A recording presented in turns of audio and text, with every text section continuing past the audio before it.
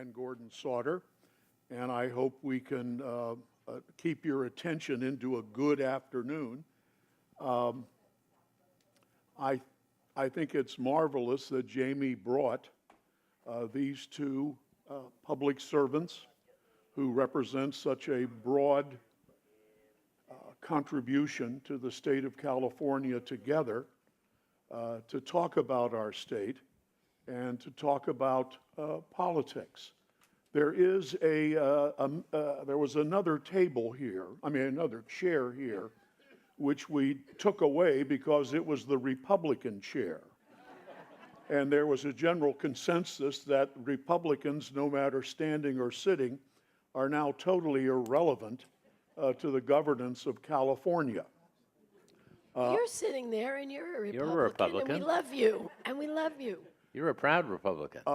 I might be a proud Republican, but I want you to know that the curator of the National Foundation of Imperiled Animals, or whatever it is called, has just notified me that I have been designated an imperiled person. And okay, so it's the beginning of your comeback. it's and it'll only take 4 generations. Well, whatever. Let me first of all recognize Barbara Boxer, who you all know and know her history. Thank you so much. I have never had a conversation with Barbara Boxer where there was any agreement on any public policy. And some years ago, when I was living with my wife in Rancho, Mirage, my wife said, "We're going to go out tonight with Barbara Boxer and have a casual dinner." And I said, "There's no high rise I can jump off. I'm Why obligated." don't you tell them who your wife is? Well, my wife is Kathleen Brown. And, Yes. Yes. Okay. So we had a lovely night. She So and I. I went out, and I must say, she was absolutely fabulous. And all the time we have spent since not talking politics, she is absolutely entertaining and engrossing and informative. I should also mention that her husband, Stuart, who is somewhere here, Right there, right there. Stuart is a retired lawyer and is a golf player, and I have no idea of what that skill may or may not be, but he's also a great movie enthusiast. So I would say that if you're planning on making a bet on the Academy Awards tomorrow night, see Stuart first before you call your bookie. Oh, it's not tomorrow night? No. Tomorrow night's the football game. Super Bowl, yeah. Super Bowl. Don't call Stuart this weekend. Yeah, There's right. absolutely no need. Gray Davis is an individual that I have a great deal of respect for. He served in Vietnam and has gone through so many steps in the California government process and is now a very active attorney. And I know he's very active because we live in the same building in Los Angeles. And he comes home late at night with a huge bag, and he leaves early in the morning with a huge bag. He's either doing law work or he's trading cocaine, but he is very, very busy. And a great guy. Sharon, where are you? Sharon. Right there. Sharon is Mrs. Davis. Sharon is very engaged in a major philanthropic activity, and she is also an avid golfer, and is just a marvelous friend to have in the building. So we're blessed by these two people and their spouses. And I should add that never to leave a new technology untouched, Barbara is now doing every week a podcast with her daughter. Yeah. Now, how do I find that on Google? Just say Barbara Boxer Podcast. That's it. Look it up. I bet it's iTunes. really interesting. Well, you would find it very interesting because it's quite political. And our guest this week is Nancy Pelosi. So that's kind of cool. exciting, right? Cool. Okay. You two spent years in the midst of great political contest, sometimes political animosity, and you have both left that world. And tell us what it's like to leave it and how you feel about it now. There are probably many people here who have retired from one endeavor or another. What's it like to be a retired governor? It's a lot of fun. I told my wife the day after we got elected governor, we got reelected, and then we got unelected. The next day I said, well, that chapter is closed, and we're starting a whole new life, which we have. It's been 15 years.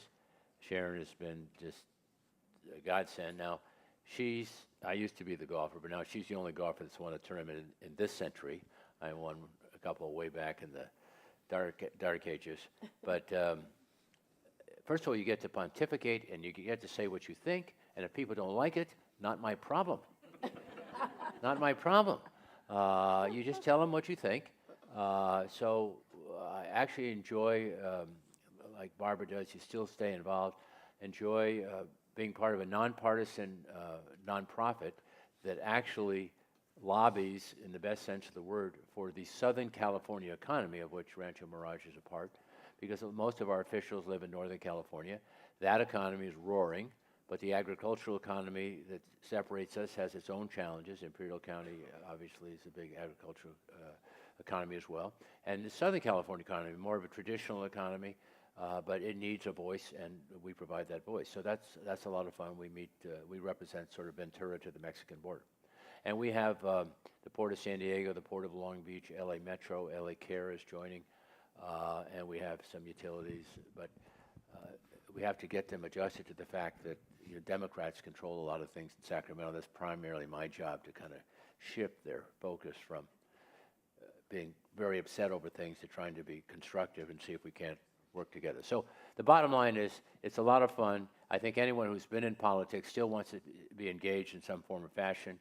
I was pleased to have an event at my home for Gavin Newsom. I think he's off to a good start. I know Barbara stays very involved, and so I recommend it highly if anyone's thinking of leaving politics.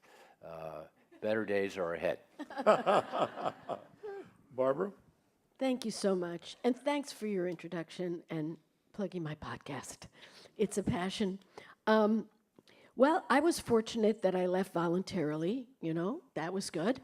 I decided after 40 years, in elected life, 40 years, 11 straight elections. I lost my first one, which was heartbreaking, but I got over it and said, I'm going to try it again.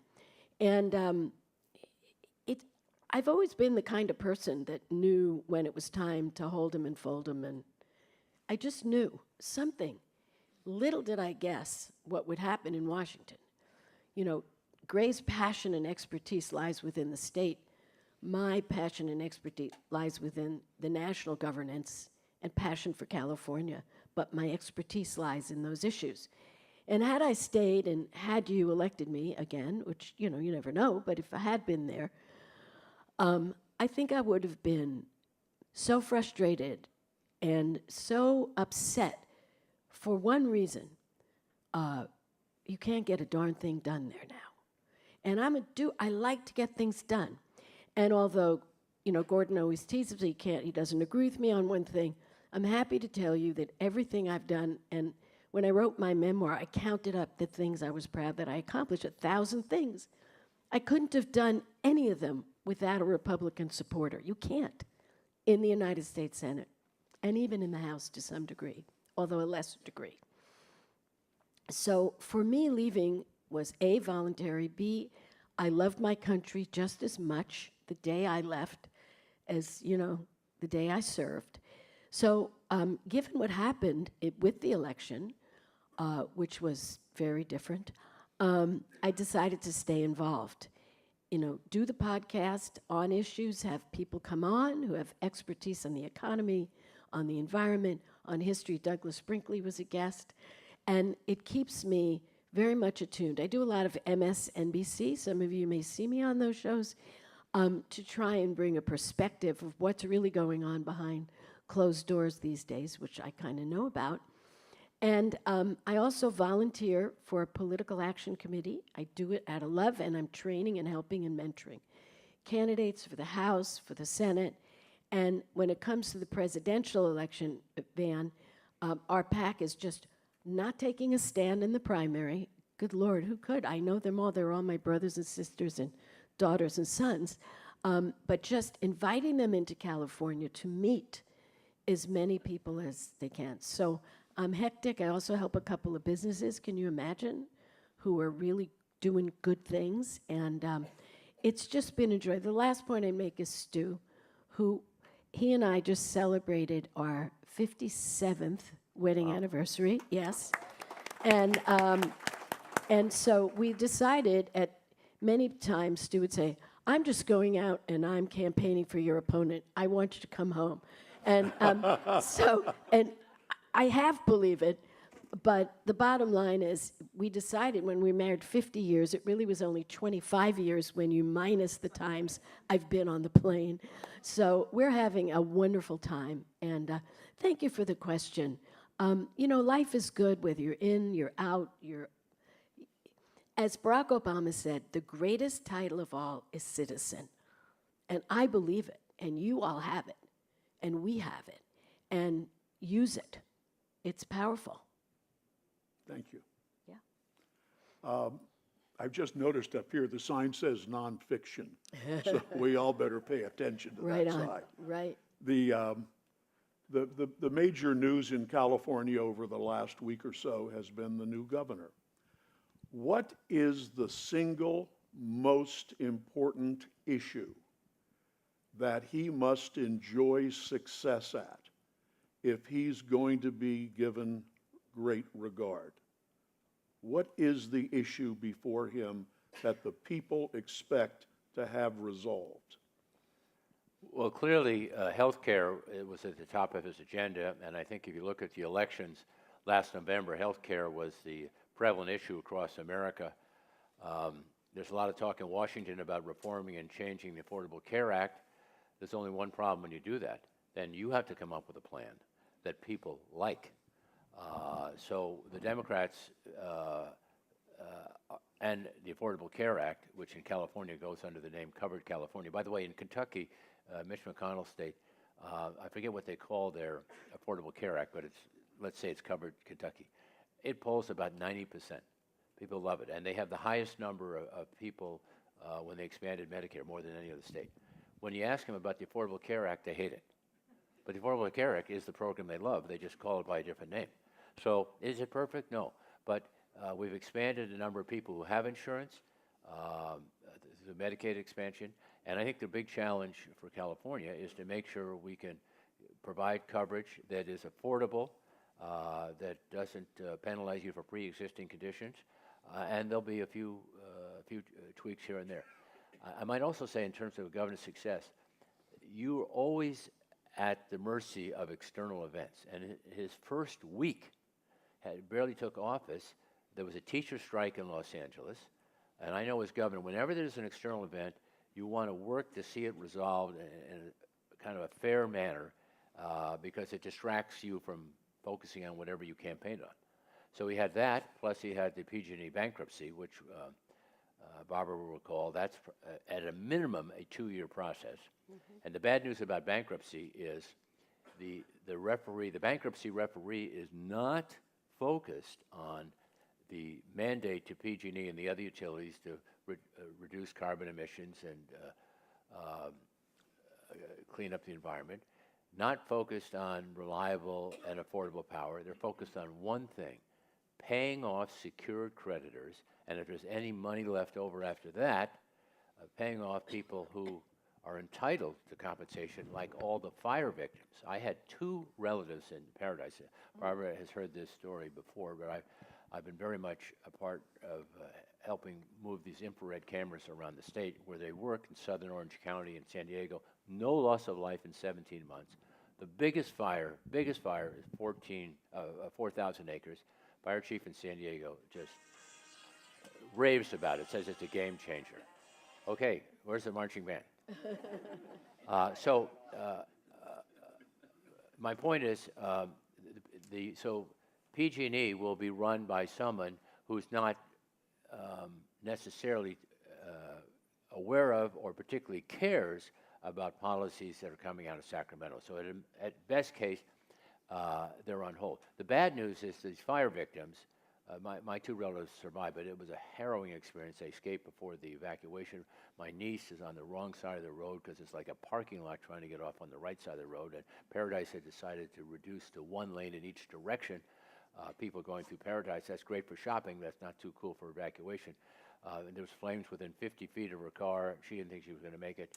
Several people did not make it, 88 people killed. All those people are not secured creditors. So there's no money guaranteed to them. What is a secured creditor? A secured credit means you come first in line. But who are you? Bondholders? Go ahead. Bondholders. Yeah, bondholders, people with secured credit, you've signed an obligation, the company's personally guaranteed or professionally guaranteed it. If you're just a vendor and they haven't paid your bill, or in this case, you're a lawsuit against PG&E, you're at the bottom of the line. You have to hope there's money left after the secured creditors have been paid off. I'm just saying, can we get through it? Yes. Is it good? No. But let me just tell you one last thing about the cameras, and I'll stop. I don't work for them. I have nothing to do with their financial activities. They're basically professors that work together at Scripps. One is now at UC San Diego. One is at University of Nevada in Reno. We found five, I'm actually going to be chair of their advisory committee, but that did not happen yet. Five, people, arsonists have been caught on camera, and they can see for 80 miles. They can see a camera much better than cell phone technology that does not work. This is infrared technology. A lot of the firefighters wear it on their uniform because it operates in a fire. And you can get on a fire in 45 minutes or an hour. If you get on a fire the first hour, the second hour, the third hour, it'll go out. If you let it burn like they did the one in Santa Barbara in 2017 for 14 hours before you get on it, you can't stop it. You can move it towards the desert or towards a place that'll burn itself out, but there's no guarantee you won't burn homes and burn structures. So the good news is that when these cameras get deployed throughout the state, which will probably take 2 years, the damage created by wildfires will be reduced, I would say, by tenfold. So instead of $12 billion last year, it'd be like $1.2 billion. The bad news is it's going to take 2 years. Well, the governor of this one made a very good point. You really don't know when you're an executive what's going to hit you. Right. If, God forbid, there was an earthquake, and I've been around for a few of them in the Senate, and everything else comes off your plate. A raging fire, everything else. But let's put those things aside and get to the heart of the question is, what do you think are the major issues that he is going to be judged on? I do think healthcare is one. I do. And what's interesting is if there's total failure in Washington, which I pray there won't be, but probably will be, and I think with a few tweaks of the Affordable Care Act, like making sure there's a public option is one, opening up Medicare to people 55, 60, just starting that, because that's a big group that's in trouble, 55 to 65. That's a big group that doesn't have insurance. A lot of them leave their jobs and they're working in a gig economy. So if they did that, it would make it easier on Gavin. If they don't, he is still going to want to do something in the state, which, by the way, could be fabulous. He could do a public option in the state. He could figure out a way to add some type of a basic insurance proposal to the exchanges. He's very compassionate, he's very smart, and he's caring, and he does listen to a lot of good people. So I do agree, healthcare, watch that one. I also think he's passionate about homelessness. He has definitely laid that out, and education. It's a lot. But Van, your question is so good, it's hard to say one issue because we're the 5th largest economy in the world, California. Imagine, with 40 million, or almost 40 million people. So you can't just say one issue. You can't just be a one-issue person. You have to be a multi-issue person. And with the education system really struggling, with the wage gap, uh, the gap between the very wealthy and the middle class and the poor growing. There's so many issues. The good news Gray and I were talking about is there's a very large surplus at the moment in the state. Now, I think he's going to be very careful, Right, and it should be. not to blow that surplus on a lot of recurring expenses. But it may be a chance to do some stuff that, capital improvements, infrastructure improvements in the schools, on the roads, et cetera. One thing he did was propose to pay down debt on the teachers' retirement system and the public employee retirement system, which is a good use of one-time money. And I think that actually behind the scenes played a role in the resolution of the teacher strike in LA, because it frees up about $30 million a year starting at the end of this year.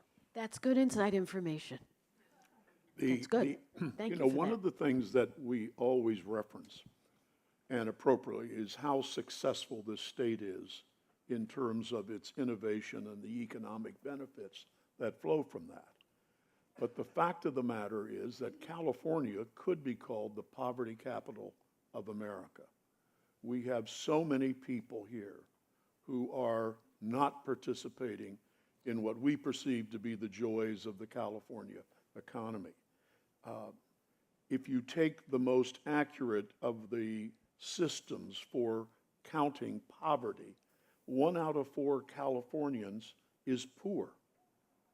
And I just saw another statistic that I thought was quite troubling, is California represents about 12% of the American population, but 1 in 3 to 4 of California residents are on some form of welfare.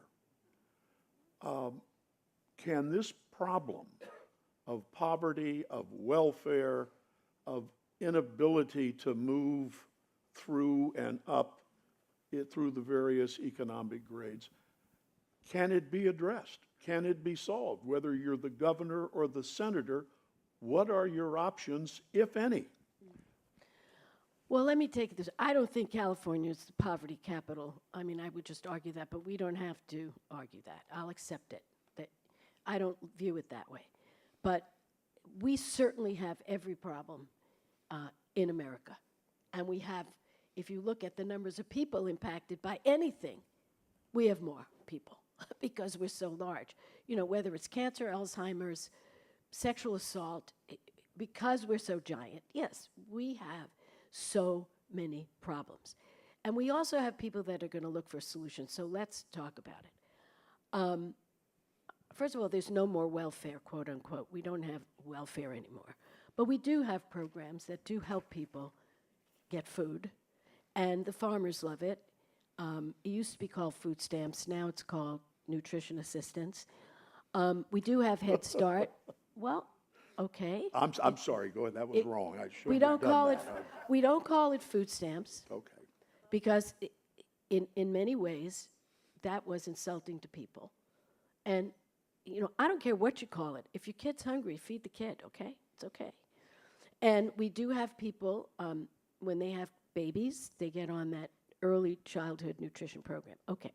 We do have other ways of helping people. We do have Section 8 vouchers from the federal government. We do all of these things. But here's the thing I'd like to suggest, because it may surprise, Republicans to hear me say this, and I think Gray agrees, that we know that the best cure for poverty is a good job. I mean, let's be clear. And we all know that. Some of us weren't born with silver spoons in our hands or our mouths or anywhere near us. I know I wasn't. I know my husband wasn't. He grew up in the deepest poverty you can imagine. But we never worried. We knew with a good education, and it was free. So let me start there. Education is key. That's why the strike was so troubling, and that's why I'm glad to hear your optimistic information that maybe there'll be some monies freed up for our children. If you don't get the good education, and it doesn't always have to be college, it could be job training, because these new jobs, in the gig economy are complex. So there are different ways we need to look at this without stigmatizing people who are getting caught in the global economy, the gig economy, the disruption that we see. And there's a book called 21 Lessons for the 21st Century. Does anyone know Harari? He wrote Sapiens. Some of you know the book.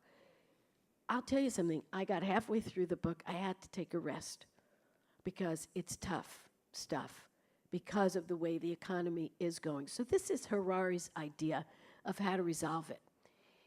He says we're going to lose a lot of jobs. You know, cab drivers, you know that. You all know what's happening with the gig economy. And he says, how do you resolve it? How do you make sure that people can live? And this is what he says, and it definitely goes against the grain of conservatism. It says, look, we can't hand people a job, and we don't want to, I don't want to hand them a check. That is one alternative. I reject it. But what you can give them is a free education if they step up and they do it right. What you can do is give them free health care. And what you can do is make sure that the housing costs don't go to a point where, you know, they can't live. So those are kind of the things I see us moving in that direction together. Nixon came up with a guaranteed minimum income for people. It's interesting. I can't believe that. I rejected it then. I reject it now. I don't think it's right, but I think Harari hits on something. The last thing I'll say, which, by the way, everybody always looks forward to that when you say that, when you're a senator. The last thing that I'll say I'll is... hold you accountable. Thank you, and I'm willing to be held accountable, is this. If you look at the sheer increases in cost of living in various areas, since the 80s, I'm telling you the facts. 100% increase in housing, over 100% increase in college education, and 60% increase in health care. Think about it. And you know what the wages went up, real wages? 5%. So that's a tough thing. And we need to attack it not as Democrats, not as Republicans, but as Americans, because every party gains when we have a healthy middle class. There's no question. Greg, let me say one thing. You should go to Jamie and recommend that Jamie bring that author next year. I'm sorry, Greg? There's no question. It's a good idea. That Very good. Barbara's right that we have more of everything because our state is so large. But we do have an awful lot of people on poverty. And if any of you have been in, I'm sure if you in the desert, those of you who live out here most of the time, I'm sure there's many examples of homeless people. We're all God's children, and we have to figure out a way that encourages those and incentivizes those that want to get off the street, want to kind of reclaim their lives, and want to be productive citizens. We have to find a way to make that possible for them.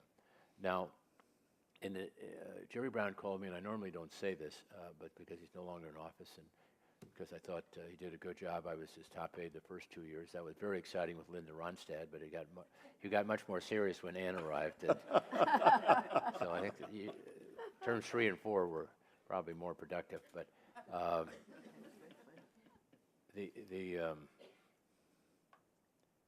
lost my train of thought. You call Jerry.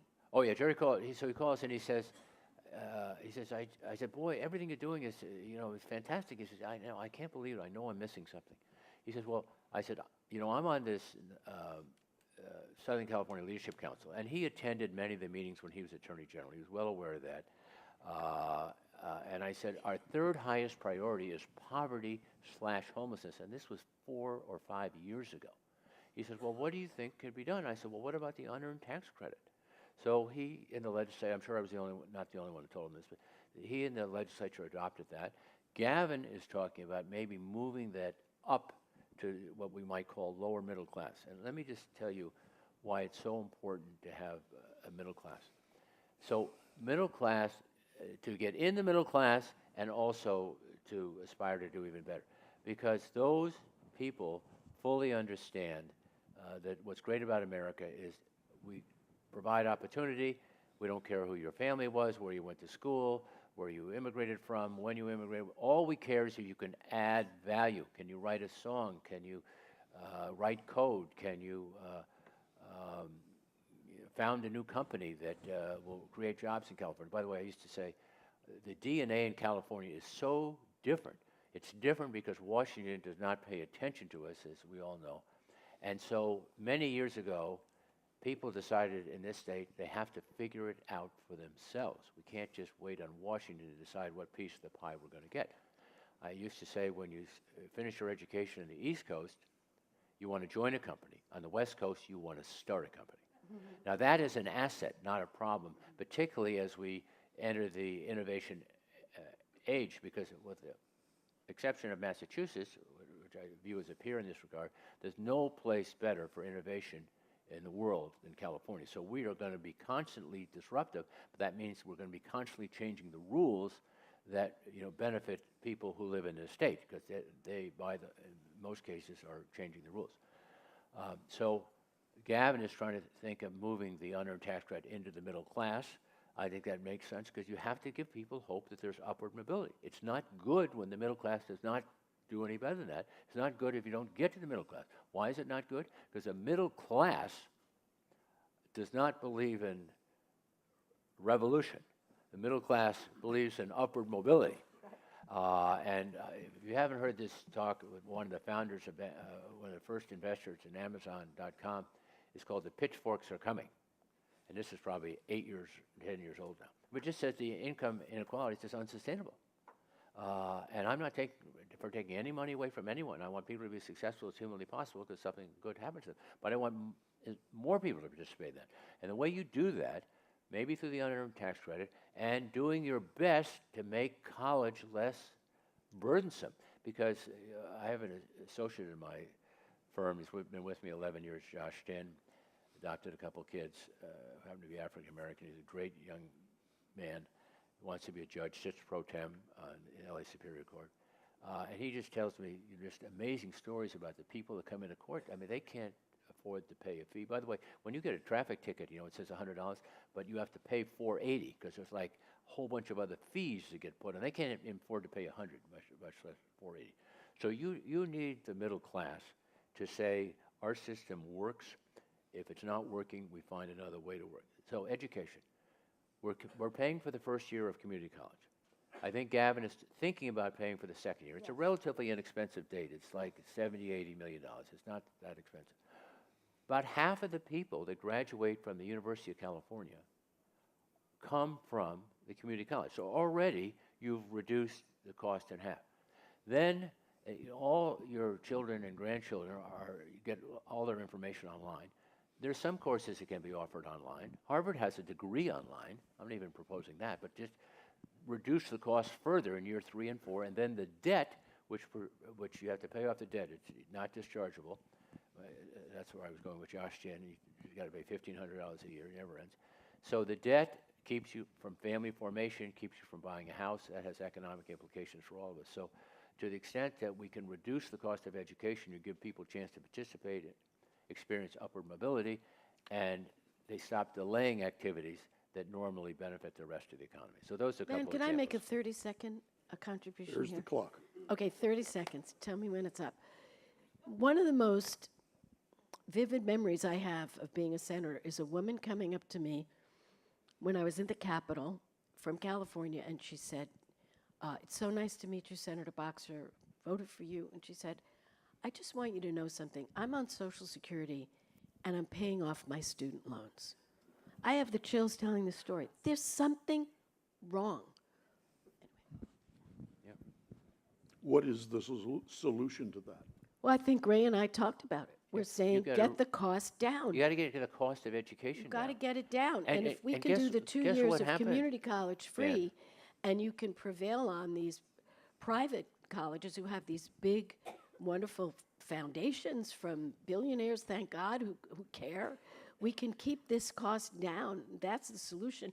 Last point, you could also say if you do 2 years in the military as a doctor, or you do 2 years in the inner city as a teacher, we can make sure that you don't have to pay that debt. And we used to have that program. John McCain came up with it, and I'm a big supporter of that. It went away.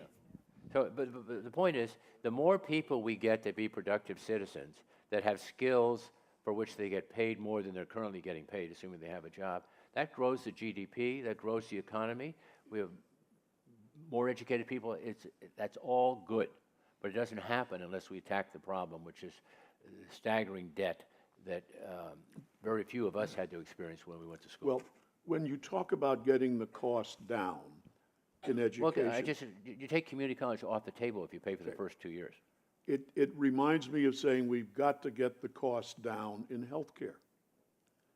And you can bring the cost down, but somebody still has to be paying for all the personnel and all the mechanical aspects. And that means people have to make a larger contribution. There's no other way it'll work. Or am I wrong? Well, obviously, we need revenues, and that's a whole other conversation. What's the best way and the fairest way to get those revenues? But if you really do look at the numbers I said before, even though healthcare has gone up 60% since the 80s, education has gone up well over 100%. We can't, in these 15 minutes, we're not going to solve every problem. But Do you want to if take you 20? if you believe that having a healthy population is important, we can figure this one out with prevention. For example, we now know, a lot of us struggle with the weight and how important it is to eat healthy. Doctor. So, there are things that we can do, and we tried to do in the Affordable Care Act that everybody hates, except they really don't. That make a big difference. But look, Van, none of what we're saying is a panacea. I I understand get your cynicism. Okay. Let's real quick, let's look at the Democratic Party and politics and the National Democratic Party. As a Republican, I look at it and am absolutely mystified, if not appalled, by some of the things I hear. And I wonder if there is a possibility of a fracture within the Democratic Party between the people who have been traditionally slightly left of center and those people who are now surfacing in the party who are we'll let Gray go first, to the left. Why? Well, first let me tell you a story. So I went down, I was trying to repair relationships between Mexico and California when I became governor, and I went down my first 30 days, and I heard President Fox, who was from a conservative party in Mexico, talk at his inaugural address about taking land away from rich landowners and give it to people who didn't have the land. I said, boy, that's pretty progressive. And I learned, oh no, that's never going to happen. They just say that stuff. So keep everything in perspective here. If people are running for a Democratic nomination, running for Republican nomination, they have to get by that barrier before they can run for president. I mean, it would be great if everything was free. It should rain beer. Everything. I mean, that would be great. But we live in a capitalist society, and that's not possible. What is possible is to tweak things that are keeping us from allowing our talents to rise to the top. And I cannot overstate how important it is to each one of you that more people graduate from college, more people start companies, more people employ workers, and the economy and the GDP grows. That is, there'll be plenty of money to pay your Social Security. You'll be able to work on your computer at home and make some money without leaving this beautiful city. So we got to find ways to get our capitalist system working for everyone. That doesn't mean everyone gets the same wage, doesn't live in the same house, but everyone feels they are part of they count. Everyone counts. They're not just homeless, they're not just poverty-stricken, they're not just they got out of high school and don't know what to do, they count. And Okay, whether great. that's through mentoring or unearned tax credit or vocational training, at which the Germans are great and we ought to get better, because I'll leave with a quote, Barbara, my last thought. There's nothing better in high school than to be able for a young man or woman to see what their future is. And you see what your future is by sort of interning with employers, inviting employers to high school, learning what skill sets they're looking for, and all of a sudden you realize, hey, there's a place for me. I can work for company X, I can work for company Y, I can start my own company. It's really important that people be able to see what happens next. Barbara? Yeah. What did you say you were appalled? I mean, I'm trying to answer. You said you were appalled when you listened to the Democratic candidates. Well, no, not the Democrats, some of the Democrats. Okay, that's fair. I mean, I'm appalled by some of them too. But so what does that matter? What's important is that we try to focus on, what's going to make this country live up to the American dream, as we've all stated in our own way. How do you do it? How do you get there? And the fact that there's a broad array of candidates that are offering up their solutions, I think it's fine. I'm staying way back as a kind of elder in national politics and watching to see, who is going to click. And my goal for my party, and I wish it was the goal of the Republican Party, is to be the broadest possible umbrella. I think it's fine. And let's see the best ways. Look, I think everybody in my party, and I can't speak for the Republican Party, wants education, health care. They want to protect this planet from climate change. And everyone will have a different way to get there. And I think at the end of the process, the people that will come to the top will be the ones that are pragmatic and clear. So I'm kind of excited. I look back to the 17 people who ran in the Republican primary, and I'm sure all of us were appalled by some of them from time to time. And to be truly honest, since I am now unleashed, untethered, I'm appalled by Donald Trump almost every day, because I don't see that he is speaking to the goodness and the kindness and the fairness of the American people. I don't think he's speaking to the values of a free press and free speech and all the rest. So there's a lot of reason to get depressed, but I don't think the fact that there are many, many, many candidates that all have different views should upset people. I think we should sit back as Republicans and Democrats, watch the field develop on both sides, and independent voters, I think, are going to have a big impact. And let's see who comes to the top. And I predict it's going to be a pragmatic progressive. Yeah. Who is a pragmatic progressive in the lineup of potential Democratic candidates? Well, Go ahead. I mean, I think Kamala Harris, who was a district attorney and attorney general, obviously Biden, most of the senators that are thinking of Amy running, Klobuchar, Kirsten Gillibrand, Cory Booker, who Cory has Booker, a magnificent Cory announcement Booker. today. We're suddenly going to have every Democrat who is named so far. There's probably a few candidates right here. Will you raise your hand if you're? Tell us when your announcement is. Well, raise your hand if you're not running.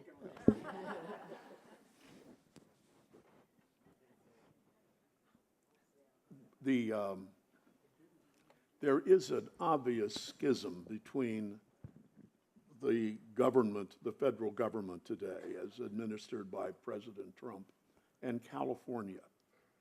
How dangerous is that, or is it just a temporary inconvenience with this particular president? I was born in New York and in the Bronx, and all my relatives were Yankee fans, and I was a Dodger fan. Everyone loved to hate the Yankees because back in the 40s and 50s, they won all the time. Well, California wins a lot. As a matter of fact, I was having lunch with Pete Wilson on Thursday before I drove out here, and he said when he was a senator, we got almost all the federal grants because we have more research universities, 13 of them. Massachusetts has 7, no one else has more than 5. So NIH and Department of Energy send all the money out here. And the other states are, we chop liver? Well, they don't have research universities. And we have 2 national labs, Livermore and Berkeley. There's about 3,000 scientists right there working on problems.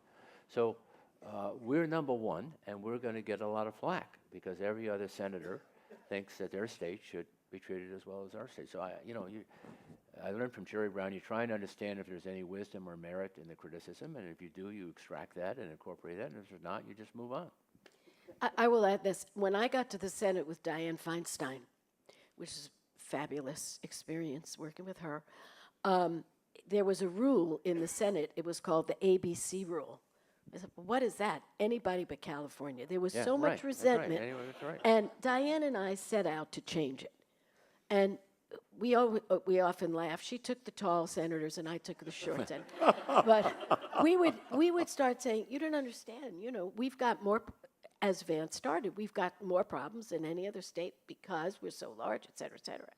And quite nicely, we began to change things around. And even in the transportation funding that I was in charge of, we get back what we send plus for the first time. And that's good stuff because it's $4 billion a year. The last thing I'll say is we have 53 House members. So they're fighting out there. Most are Democrats, but there are some good Republicans left, and they work it hard for California. Let me say, I think we're blessed to have these two individuals who have made such contributions to our state and obviously continue to have a thoughtful approach to government. Thank you ever so much.